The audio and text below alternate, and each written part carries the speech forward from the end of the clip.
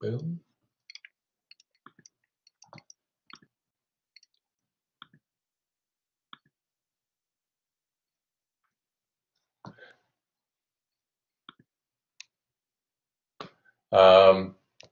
This first group of questions is about credentials. How many types of, and I'll just read through them and I'll tell you what the answer is, and if anyone has any questions. I mean, these ones are pretty easy, so there should not be any mystery here, hopefully. You should see this you should see these questions on my screen. They're the same ones that I posted to Blackboard here, and I've got them. I should have them up with the same titling. How many credentials for lead AP are there? Well, we know that there are 5, right? There is building design and construction, O&M, ID&C, homes, and neighborhood development, right? The same number of APs as there are rating systems. Is it possible to sit for both exams in one day? Yes, the answer is yes.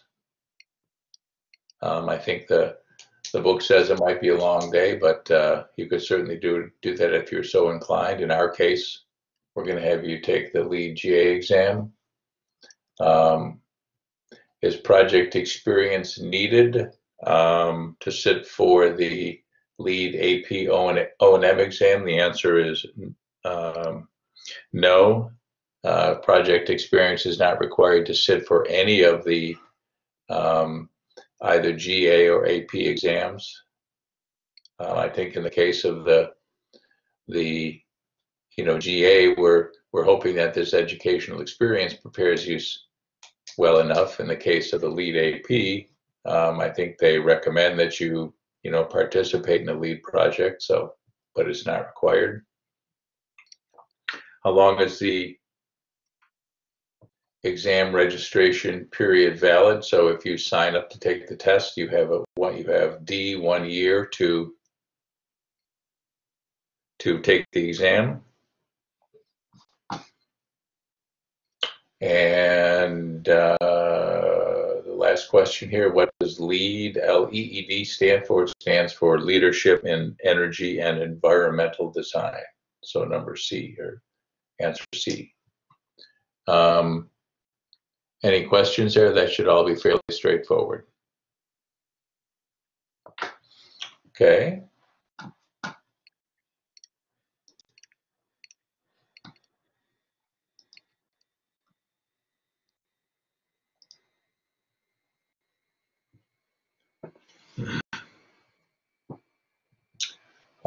These are practice questions on sustainable design concepts. So this was the second part of the lecture that I gave.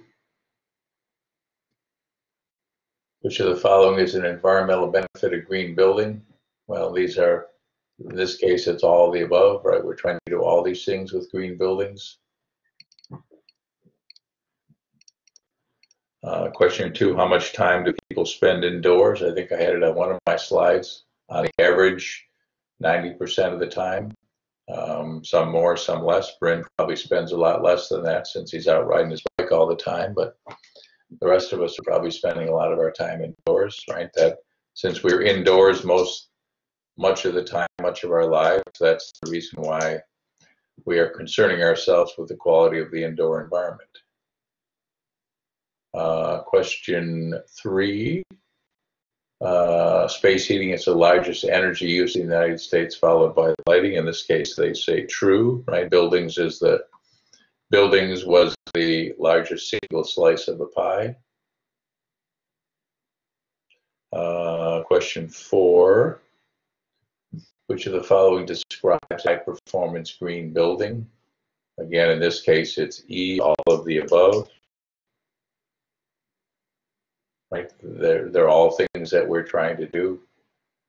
Reduce energy and water use resources more efficiently, minimize construction waste, and create a healthy indoor environment. So E, all of the above. Number 5, which of the following statements are true? This is the term refers to what the built environment. What does built environment mean? And in this case, they say that the answer is A and C. Built environment. A, B. Whoops. Oh, here's my C. Sorry, I scanned out of the book and had someone turn them from a scan into a Word document. So I didn't see this one well enough, but yeah, it should be A and C, right? The built environment is what we as human beings build for ourselves and provide structure for human activity, right? Our built environment is what we as human beings build.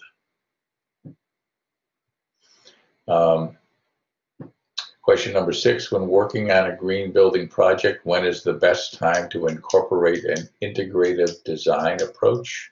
Remember we talked about integrative design toward the end of last week's class. Integrative design, let's get the boom. In this case, sorry, again, my stuff is mixed up. Basically, you want to start as early in the process as possible, right? So in this case, we would start at schematic design.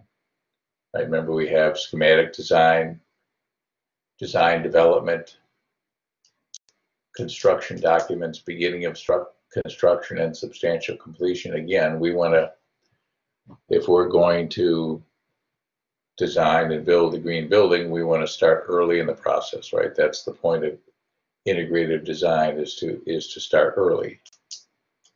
So that would be at schematic design.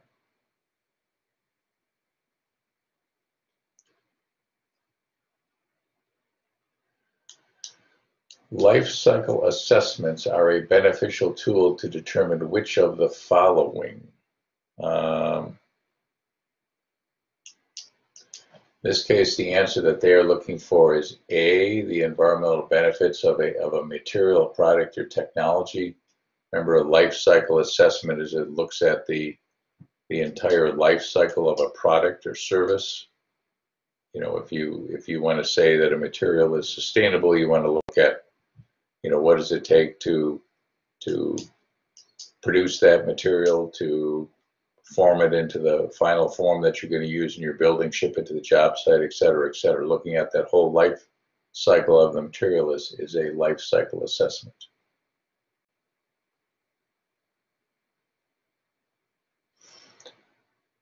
Number 8, this has to do with life cycle analysis. It says choose 2. So we want to look at, to do a life cycle analysis, we typically want to look at both first costs and operation and maintenance costs over time. That's part of the economics of a green building is, you know, it might cost a little more up front, but hopefully that cost premium is recouped based on reduced operations and maintenance costs.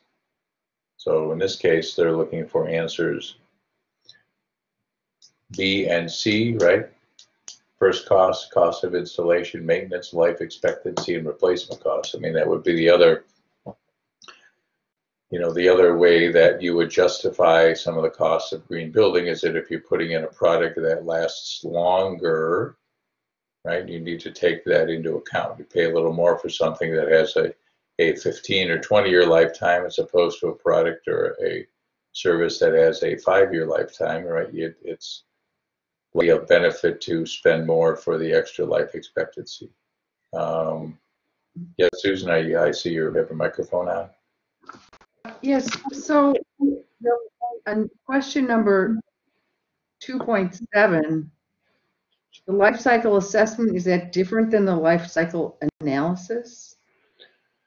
Yeah, I think in the textbook they're talking about two slightly different things. Life cycle assessment is when you're assessing the impacts of materials that you might use in the building. Okay. And life cycle analysis would be a financial analysis looking at both first costs and costs over time. I think they're talking about two slightly different things. Life cycle assessments is looking at products and the impact of products. Life cycle analysis would be looking at upfront costs versus versus operation and maintenance costs over time. Does that make sense? Yes, thank you. Okay.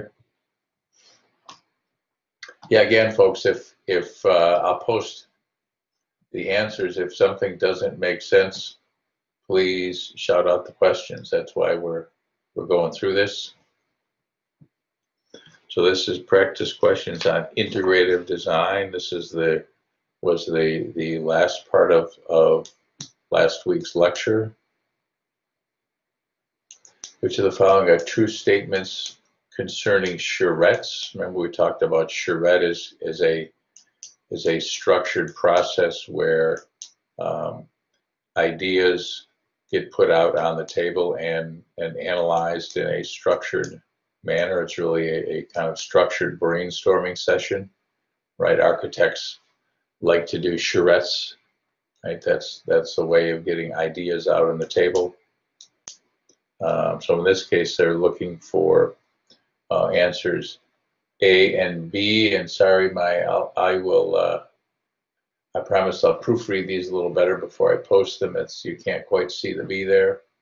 Agenda and clear goals and a strong facilitator are what they're looking for, right? If you're going to have, 8 or 10 or a dozen professionals sitting in a room, you need to have a structured process to make sure the use of all that professional time and expense is worthwhile.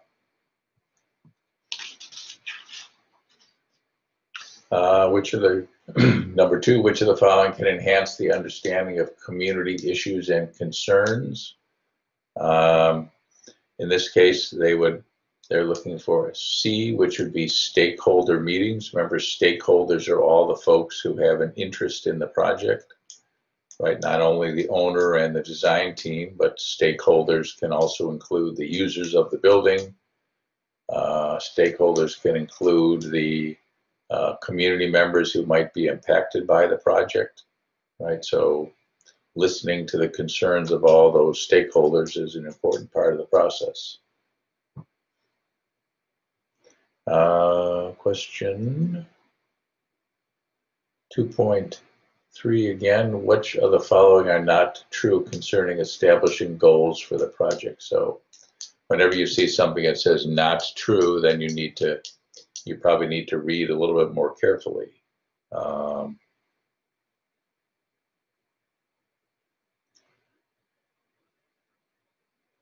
in this case, they're saying that the answer should be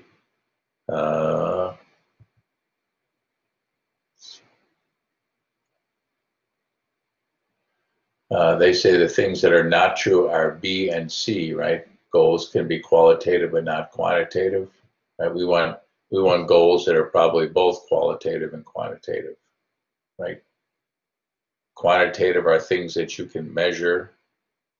Qualitative are things that are more difficult to measure but still have an impact, right? We want to have both kinds of goals. We want goals to reflect reasonable scale and time horizons. Goals should include metrics and targets. That's important. Oops. 3. Sorry here, guys. I'm get to my next page here.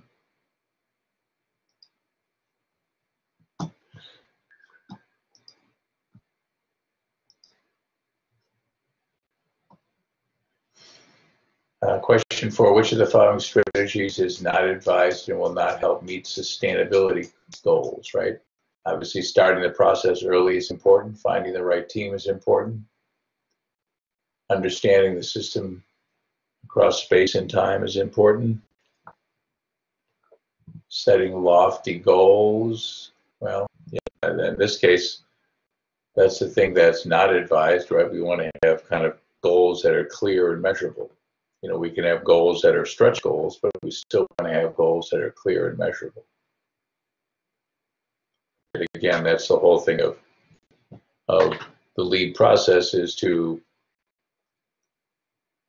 add some specificity to, we want to build a green building, right? We want to build a green building as a lofty goal. It's a non-specific goal. You know, that's not the kind of goal that we would want to set. If we were setting out to build a new building, we might want to say, we want to build a building that has 50% reduction in energy use over a typical building and uses 27% less water, or something of the sort, right? We want to set goals that are clear and measurable. 3.5 has to do with the design, bid, build process. And again, my C got mixed up in there. I'm gonna have to apologize again and proofread better.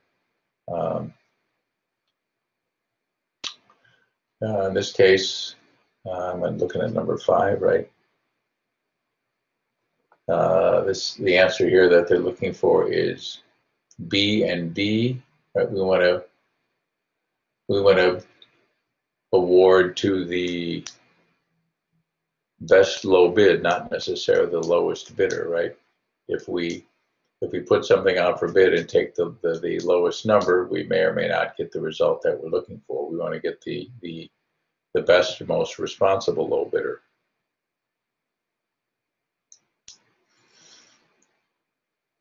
Question number 6, 3.6, which of the following statements are true? This has to do with integrative projects.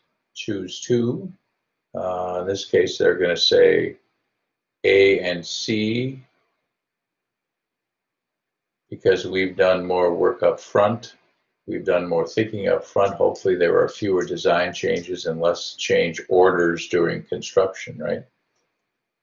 Design change is when you start to build the building and you realize, oops, we forgot something, or we missed something, right?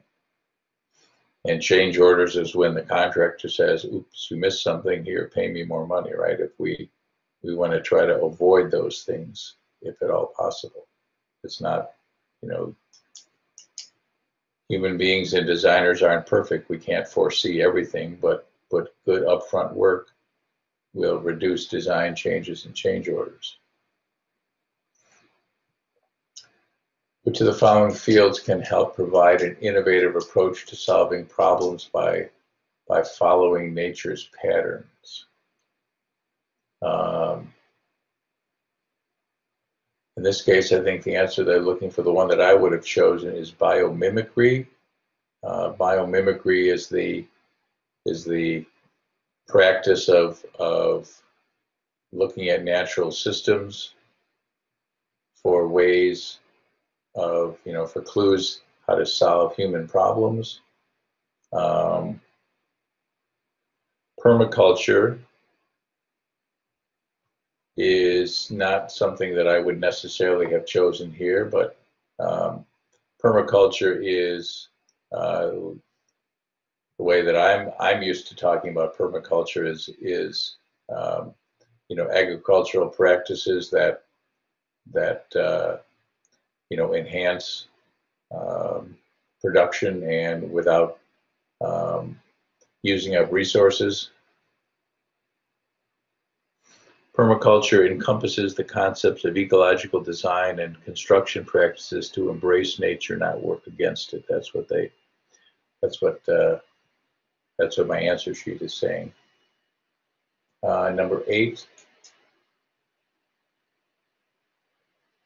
Which of the following tools are available to project teams to find synergies and increase efficiencies, right? Synergies are things that provide multiple benefits, right? The rain gardens we saw at the H building is an example of a synergy, right? It provides multiple benefits. And in this case, RFI is a request for information. Typically, that's something that a contractor sends back to the design team if they're looking for clarification, so that wouldn't necessarily apply here. Energy modeling is something that would. Energy modeling is a practice where you try to predict how much energy a design will use. BIM is an integrated design tool where you put various things together, the plumbing and the electrical and the mechanical and the structural, put them all together to make sure they're not cuts between the various disciplines, so that would be a useful tool. RFPs, not necessarily RFP is a request for proposal, right? That's something that's typically used in the process of procuring services. And value engineering in this context would probably not be something you would choose. Value engineering is something that you do quite often when you're trying to reduce costs rather than find the best design. So any questions? I know that's a lot to take in. I think that again, I will post the answer sheet that I swiped out of the textbook for these, and again, especially things like this where these are a little bit harder questions, I would recommend going back through them again, because I'm sure questions like this will pop up on the LEED GA. Any questions or comments, folks?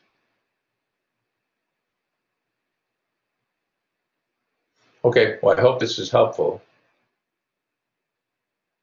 Again, as in this format, it's always hard for me to tell because I can't look out at your faces and see if what I'm doing is effective or not. All I can do is go by what you tell me. So if something isn't working, please tell me. If this isn't a good use of class time, please tell me. If there's something you don't understand, please ask a question.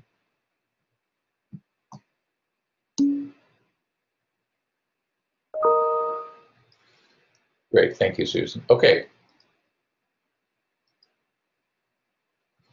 Let's get back to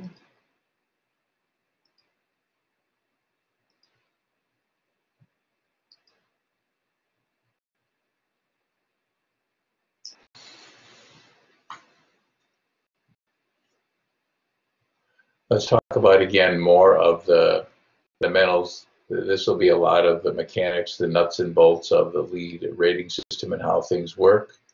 I promise we will later this evening, if time allows, or certainly next week, we'll start to get into more of the design strategies, the things that you actually would employ as construction professionals to make the buildings greener. But again, since we're preparing you for the LEED GA test, I need to make sure we understand all these nuances of their system. Right, so again, last week, 3 levels of accreditation: the LEED GA, the LEED AP with specialty, and a LEED fellow. Again, I always have to put the in my lectures here, I put text in red to call out things that are important. Again, buildings get certified and professionals are accredited, right? Credentials relate to professionals, certification relates to buildings. We just want to make sure we don't mix those things up, right? Again, we're working on preparing you for the LEED GA exam, right? A basic understanding of green building systems and technologies. Hopefully, I'm going to provide you a little bit more than just a basic understanding, since we're spending a whole semester doing this. Key components of the LEED rating systems, your first step in the process, and again, we're preparing you to sit for an exam with 100 questions, just like those ones that we just looked at. So, like anything else, you know, practice, practice, practice is the way to get better at this. You know, I went to engineering school, and the way that you learn how to be successful in engineering school is you do a lot of practice problems. So same thing here. Look at questions, look at answers, make sure it makes sense. Here's our 5 lead AP specialties. Those 5 specialties align with the different lead rating systems. Again, we'll go through those rating system or families of rating systems again. So again, when you sit for the lead AP with specialty exam, you're obviously going to choose which test you're sitting for. Again, as we saw in one of the questions, project experience is certainly recommended but not required. Another multiple choice exam to get a lead AP, and you can do both those things in one day if you are so inclined. A lead fellow, right? Distinguished professionals.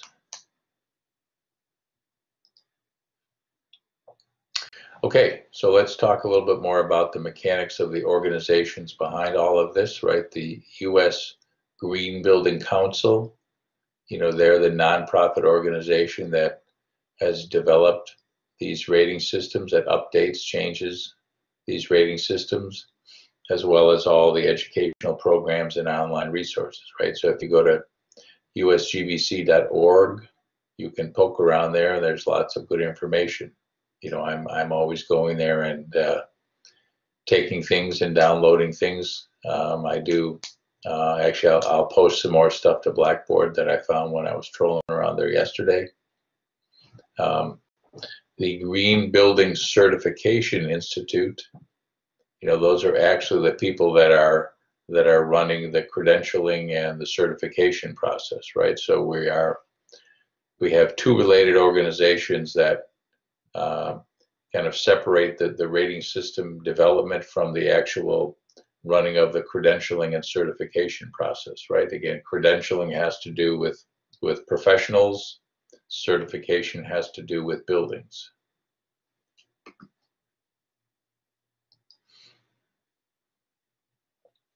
So some of the things that the GBCI, or the Green Building Certification Institute, does, right? They have certification bodies. They have groups of professionals that are responsible for managing the review process and determining whether a project complies with LEED standards. Right? One of your questions in your readings for today was that LEED is an absolute standard, right? We're determining how green a building is by looking at that building against a standard. So the certification bodies are basically the ones who look at the material that a project team submits and comparing it to the standard and deciding what level of certification that project qualifies for. Those certification bodies, or those folks, they also answer and respond to CIRs, or credit interpretation rulings. Right, so if a project team has a question about something, right, you're looking in the handbook, and the handbook says, here's the details of this particular credit. A project team might have a question: how does that actually apply to my project? So they can submit a CIR, and the folks on the GBCI will respond to that. But that CIR is specific to the project that you're asking about. And again, the GBCI has a process to appeal, right? If you don't like the ruling that's been made by the certification bodies, if you think that your project is better than what the other folks think it is, you have a means of appealing. So again, this is the process that you go through to get a building certified. Again, we have 4 levels of LEED: certified, silver, gold, and platinum. And I have the abbreviations and listing of the various organizations we just talked about. So leadership in energy, environmental design. We saw that in one of the first set of questions. That's the rating system USGBC, I think I misspelled that there. I'll fix that, sorry. That's the United States Green Building Council. That's the organization that develops the rating system. Sorry, it should be BC and not BD. I'll fix that. Slide 9. And GBCI, the Green Building Certification Institute, they're the ones that administer the certification process and the credentialing process. So a project is registered, right? You as a project team want to have your building certified. You have to start by registering that project, right? You register, you're setting the goal of having the building be certified. The certification is the process that you go through, and LEED certified describes a process that has been certified. And again, there's the, right, this is the United States, so more is always better in our country. That's easy for us as Americans to understand. So we're on a scale with a maximum of 110 points. So you see certified is 40 to 49, silver, gold, and platinum, right? Platinum is a extremely high performance building, right? A very few green buildings become LEED Platinum. That's extremely difficult to achieve, right? Highest level of performance.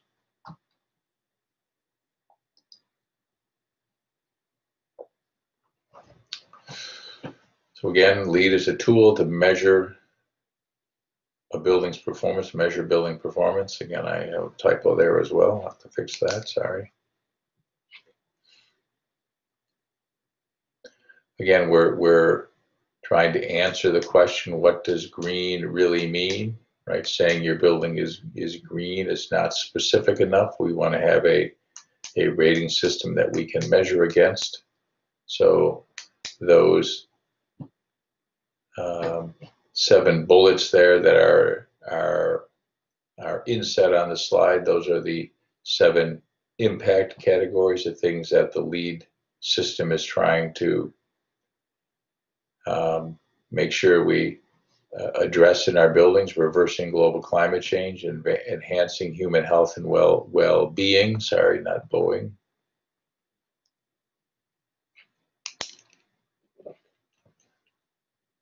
Protect and restore water resources, biodiversity and ecosystem services,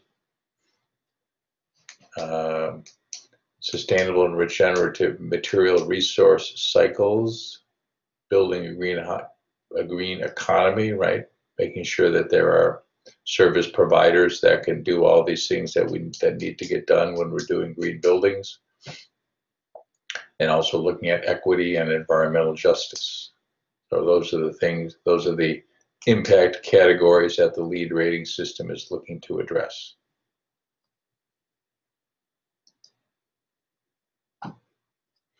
Okay, so let's talk about the different families of rating systems.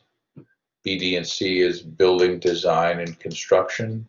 So new construction, you know, many of the projects that are going to be LEED certified are going to be certified under BD and C. BD and C can apply to both new construction and to major renovations. Right, major renovation might be HVAC, that's the heating, ventilating, and air conditioning system. Let's say you're going to replace all those systems in the building. That would be a major renovation. A major interior rehab could be certified under BD and C. Envelope modifications could be certified under BD and C. In this particular system, the owner must occupy at least 60% of the leasable floor area, right? So this is designed for a building where it's majority owner occupied, right? So that's BD and C.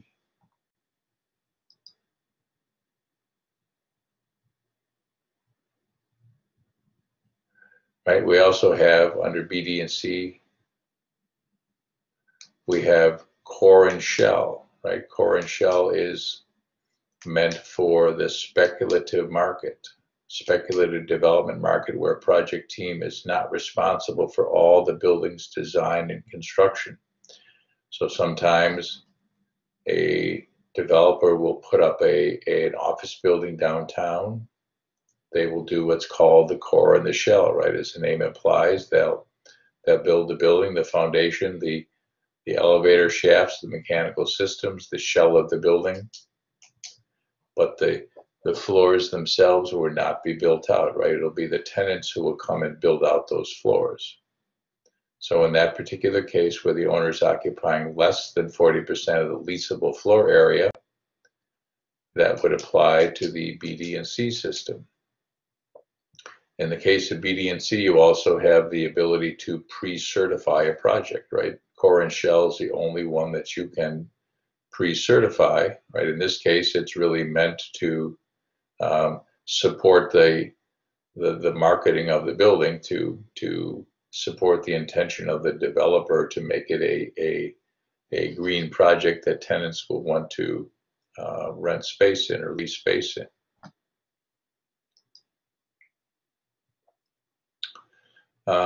Next group of LEED rating systems is LEED O&M, or operation and maintenance. This is for existing buildings. So this can apply to all commercial and institutional buildings and residential structures of greater than 4 stories, right? This applies to a single whole building. That building can be multi-tenant, it can be owner occupied. The important point about LEED O&M EB, it's the only system that expires. In the case of LEED for existing building, your certification is valid for 5 years. So after that, you need to recertify your building. So if you get a building certified under BD&C, building design and construction, that building is certified forever, right? It doesn't expire. In the case of LEED for O&M for existing buildings, as you see, LEED O&M is looking at a snapshot in time. So in the operation of a building, things change. So that rating system will expire and needs to be recertified.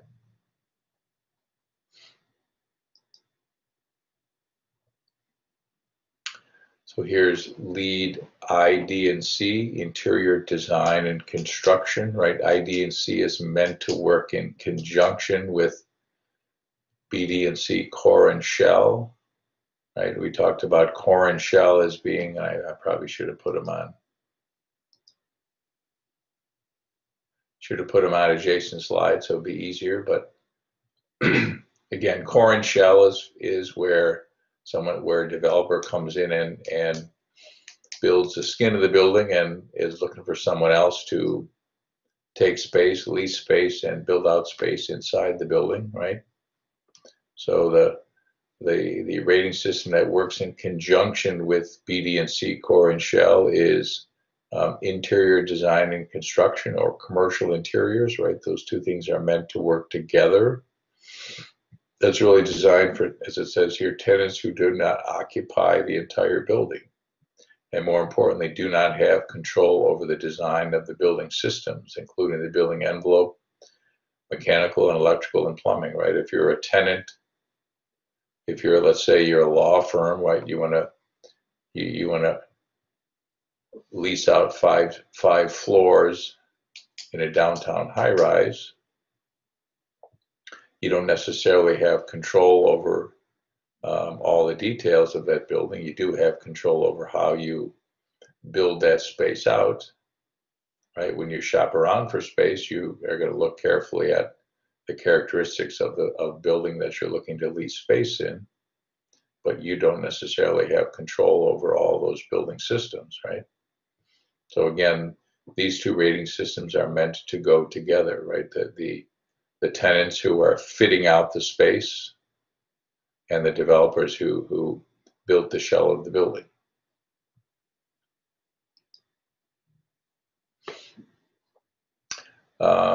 In the the residential market, there are a number of rating systems that apply to residential construction, right? You see they're broken out here between single family, low-rise multifamily, 1 to 3 stories, mid-rise multifamily, 4 to 8 stories, and then larger multifamily projects would be certified under B, D, and C. I have to admit, I don't know that much about B, D, and C. I don't know what's exactly under the hood. You know, I know the LEED EB existing buildings rating system fairly well. My last job, I spent a number of years getting a bunch of buildings certified, so I know how that process works.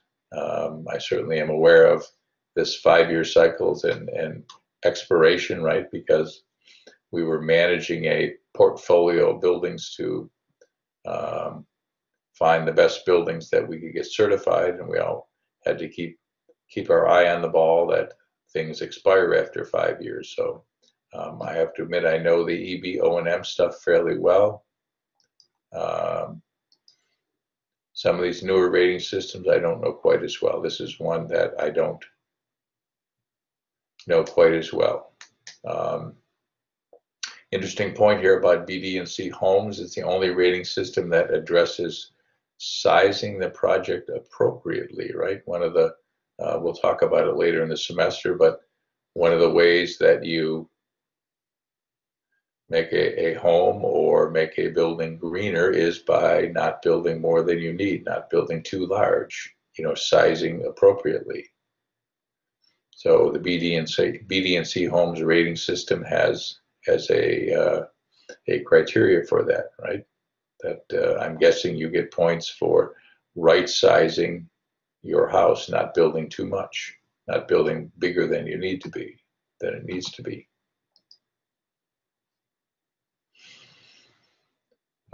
LEED for neighborhood development focuses on the elements of smart growth, new urbanism, and sustainable building. We'll actually, my second lecture this evening, if we have time, we'll watch a couple of videos that have to do with what new urbanism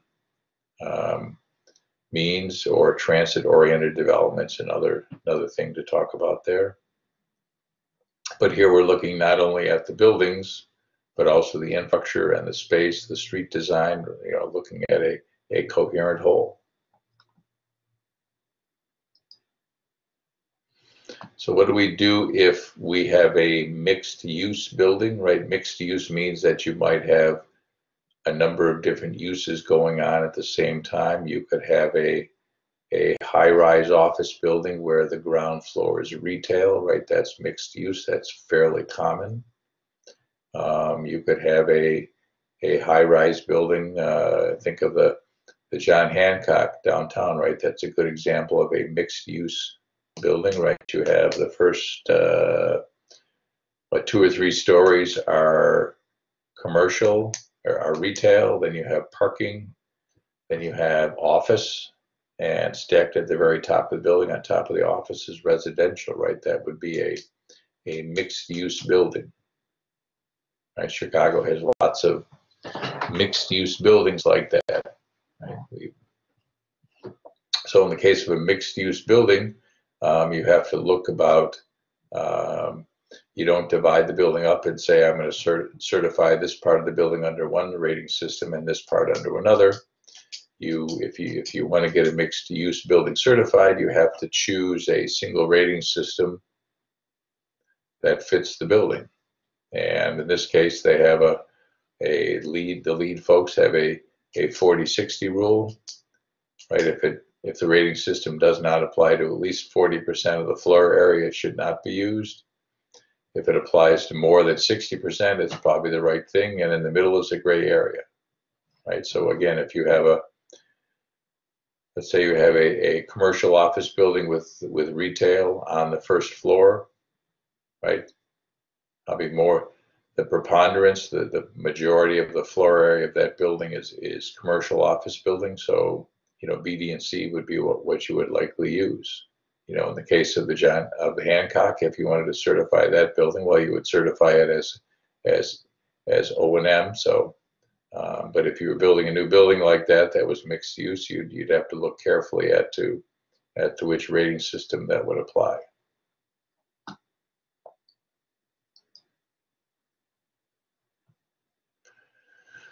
Let's look at credit categories. I think we went through these briefly a couple of weeks ago. Again, all the rating systems will have these categories in one form or fashion. You know, the specifics underneath, the specific credits underneath that category may vary. Right, so again, the LEED rating system is trying to align around the things that are important, right? The things that help support those 7 impact areas that we saw a couple slides ago. Right, so look, LT, location and transportation. Now I put the abbreviations for all these categories on the slides here. I hadn't done that the first time we looked at this. So again, LT, location and transportation, discourages development on previously undeveloped land, right? We don't want to be building in a green field out on the fringe of the developed area. We want to be building close in where there's infrastructure, where there's transportation already, where folks can perhaps take public transportation to your building, smart transportation choices.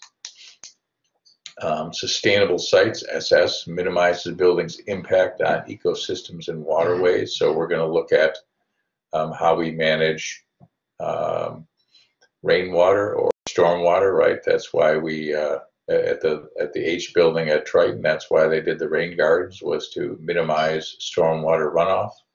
We want to encourage regionally appropriate landscaping, right? Native plants as opposed to acres and acres of turf grass that need to be watered. Control stormwater runoff. Reduces erosion, light pollution, heat island affected construction related pollution, right? Where light pollution are those dark sky compliant light fixtures we saw by the H building. Heat island effect has to do with we saw the white roof on the roof of H building, right? That helps the urban heat island effect.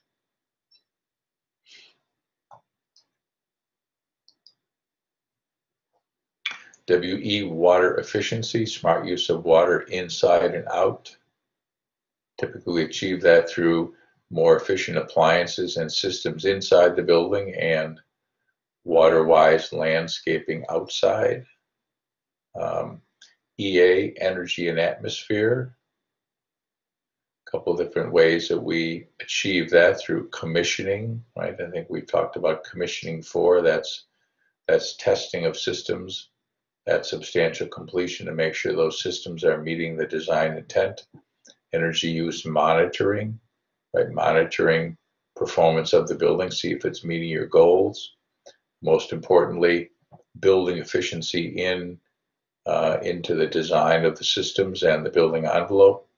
Efficient appliance systems and lighting, and renewable energy, right? Once we've limited the amount of energy use through good design and good systems choices, then we have the option of either producing or procuring renewable energy to take care of that remaining portion of energy usage. Materials and resources. Encourages the selection of sustainably grown, harvested, and produced products and materials, right? So wood is a sustainable material, right? We want to reduce waste during the construction process, and we want to reduce the waste at the product source. IEQ, indoor environmental quality. Again, since we spend 90% of the time indoors, we're going to take a break soon here because I'm losing my voice. Since we spend 90% or more of our time indoors, we want to do things that make sure that the that we have healthy indoor air quality, we have good access to daylighting and views, and good acoustics.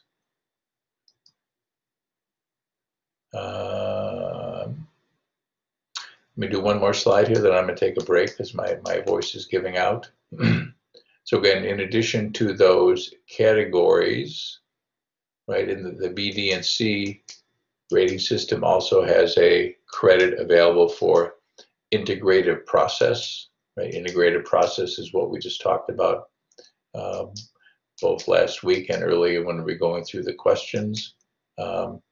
Integrated process is early analysis of interrelationships. That's the charrette. That's getting the design team in early in schematic design, looking for synergies early rather than trying to bolt the green features on during construction documents. We also can score points for innovation, right? If we have exceptional performance or innovative ways of getting there. And the last group of categories has to do with regional priorities. So regional priorities that address specific geographically specific environmental, social, or public health goals. Again, if you go to the USGBC website and you type in the location of your buildings, it'll show you what are the regional priorities. In the case of our region, controlling stormwater is an important regional priority. These credits have been identified by the USGBC regional councils and chapters as having additional regional importance for the project's region, right? So for the Chicagoland area, controlling stormwater is important to us. So that would be something that might be a regional priority. Okay, well, my voice is giving out. It's 2 minutes after 8 by my clock here. So why don't we take 10 minutes or so. So we will get back here at 8:02 or 8:15, somewhere around there. And we will see you then. Any questions, folks? Dan, is integrative process, that's the only one of these we've just gone through that only shows up in B, D, and C? Yes, I will dig it up a little bit more. Okay. Let me see if I can find the answer to that while we're on break here.